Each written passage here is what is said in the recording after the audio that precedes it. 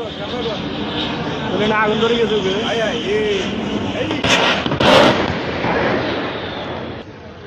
আগুন ধরে গেছে আগুন ধরে গেছে।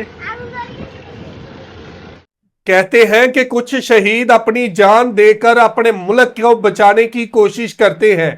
ऐसा ही कुछ नजर आया बांग्लादेश के अंदर।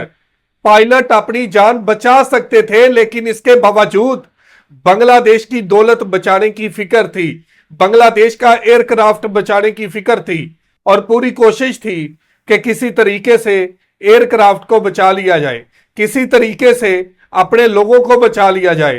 और पायलटों ने अपनी जान दे दी, लेकिन एयरक्राफ्ट को भी ना बचा सके।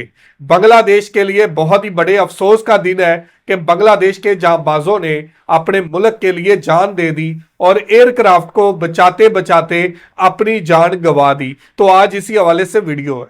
वीडियो की तरफ बढ़ने से पहले आप दोस्तों से गुजारिश है, अगर आप चैनल पर नए हैं तो चैनल को सब्सक्राइब करें, साथ बने बेल आइकन को भी दबाएं ताकि आपको वीडियो का नोटिफिकेशन सबसे पहले मिलता रहे।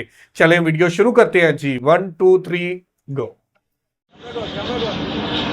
আগুন ধরে গেছে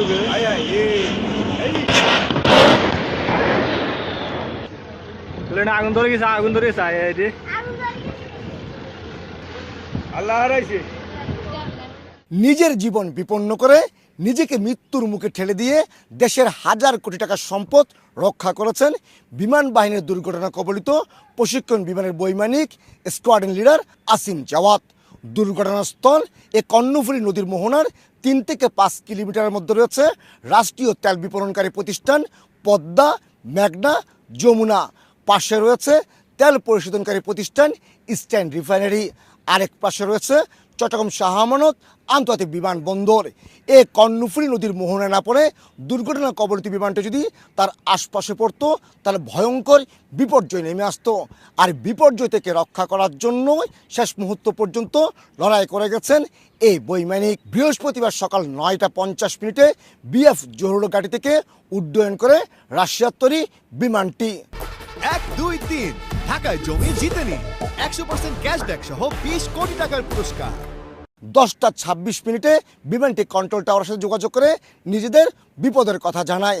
প্রস্তুত রাখা হয়েছিল জহুরুলঘাটির রানওয়ে, কিন্তু তার আগেই বিমানের ইঞ্জিনে আগুন ধরে যায়। আর আগুন ধরা বিমানটি যদি আশপাশে এলাকায় পড়তো তাহলে ধ্বংসস্তূপে পরিণত হতো। আর তাই এসব স্থাপনাকে রক্ষার জন্য 2 বৈমানিক বিমানটিকে নিয়ে কর্ণফুলী নদীর উপর 1 মিনিট চক্কর দেয়। সেই সময় এই বিমানটির গতিবেগ ছিল ঘন্টায় 550 নটিক্যাল গতিমাইল। আর যে কারণে বৈমানিকরা কিছুটা ধীর গতিতে নেমে আসার চেষ্টা করেছেন। শেষ মুহূর্তে বিমানটি যখন আগুন কবলিত হয়ে ক্রমশ নদীর দিকে ছুটে যাচ্ছিল তখনই এই 2 বৈমানিক বিমান থেকে বের হয়ে আসে। কিন্তু স্কোয়াড্রন লিডার আসিম জাওয়াদের প্যারাশুট খুলতে কিছুটা দেরি হয়ে যায়, আর যে কারণে তিনি দ্রুত গতিতেই কর্ণফুলীতেই নিমজ্জিত হয়েছেন। স্থানীয় মাঝি মাল্লারা তাকে উদ্ধার করে নেভি হাসপাতালে নেওয়ার পরে তাকে মৃত ঘোষণা করা হয়েছে। কর্মজীবনে তিনি ছিলেন দক্ষ বৈমানিক এবং দক্ষ পাইলটদের ইন্সট্রাক্টর হিসেবেও দায়িত্ব পালন করেছেন।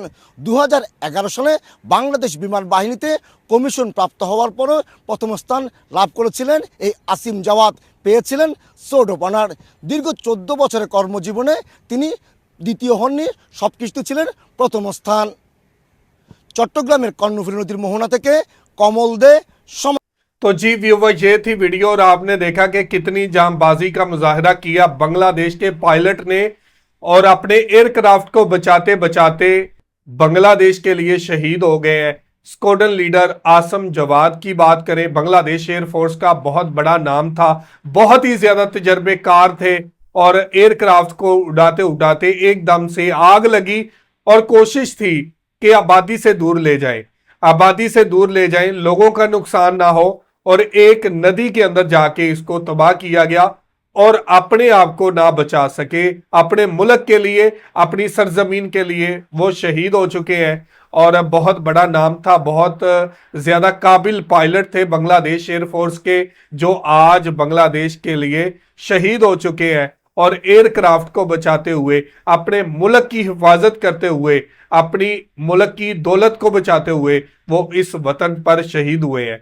आप इस हादसे में शहीद होने वालों के लिए क्या कहना चाहते हैं, क्या पैगाम देना चाहते हैं, जरूर कमेंट करके हमें बताइएगा। बहुत शुक्रिया।